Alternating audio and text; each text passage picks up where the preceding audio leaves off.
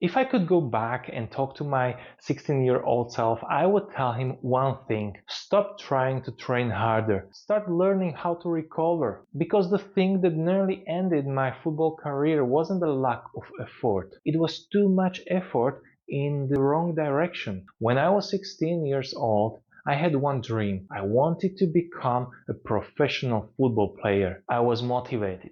I was disciplined. I was willing to work harder than everyone around me. And honestly, I thought that was enough. If a coach told me to train more, I trained more. If I thought somebody was working harder than me, I pushed myself even further. I believed that success belonged to the player who suffered the most. Looking back now, I realized that mindset was both my greatest strength and my biggest weakness. Because I thought becoming a better footballer was all about doing more training, more running, more gym sessions, more football. But I completely ignored recovery. I ignored sleep. I ignored stress. I ignored rest. And I ignored something that many young players still ignore today: the nervous system. What I didn't understand at the time was that every training session creates stress. Every match creates stress. Every expectation you put on yourself creates stress. And I wasn't only putting physical stress on my body, I was putting enormous mental pressure on myself as well. I've made a lot of mistakes during my football career. Some of them cost me performance. Some of them cost me years. Every month I shared the lessons I wish someone had told me when I was a young football player. Join the free Deva Football Hub newsletter below. Football became my entire world. Everything depended on my performance. If I played well, I felt good. If I played badly, I felt terrible. I was constantly thinking about football, analyzing football, worrying about football, trying to become better every single day. At first, it felt like dedication, but slowly, something started to change. The joy began to disappear. Football stopped being the game I loved as a kid. It became something I felt I had to prove myself in. And that's a dangerous place for any athlete to be. Because when enjoyment disappears, recovery often disappears with it. You stop listening to your body. You stop paying attention to the warning signs. You just keep pushing.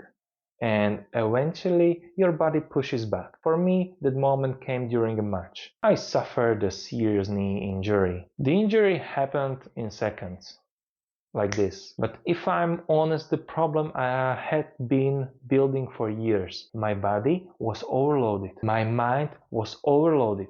And suddenly I had to stop. Not for a few weeks, not for a few months, for almost a year and a half. As a young football player, that's incredibly difficult. And at that time I was professional. You watch everyone else continue moving forward while you're standing still. But eventually I got another opportunity. I moved to Greece. I started training again. And here's the crazy part. I made the same mistake. I thought the solution was to work even harder. More training, more effort, more pressure, because I was abroad. I still hadn't learned the lesson. And eventually I realized something that changed how I see football forever. A successful football career is not built only on training. It's built on recovery. It's built on sleep. It's built on managing stress. It's built on taking days off. It's built on spending time with family and friends. It's built on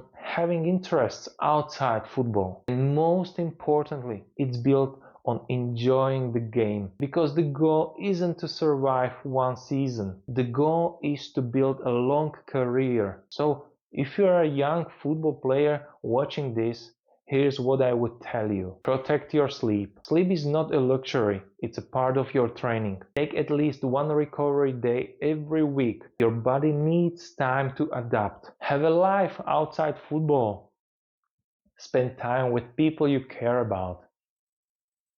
Do things that makes you happy and learn how to recover your nervous system. One of the simplest ways to do that is through breathing exercises. Breathing can help improve recovery, improve focus, reduce stress, and help you perform better both on and off the pitch. I wish somebody had taught me that when I was 16. Maybe I wouldn't have I would have avoided some mistake. Maybe I would have enjoyed more of the journey. And that's one of the reasons why I do what I do today. I work with young football players, athletes, parents and coaches because I want to help them avoid the mistakes that nearly ended my own career. And if you're interested in learning more about breathing and how it can improve your recovery and performance as a football player, watch this next video. I'll show you 3 reasons every footballer should be using breathwork. I'll see you there.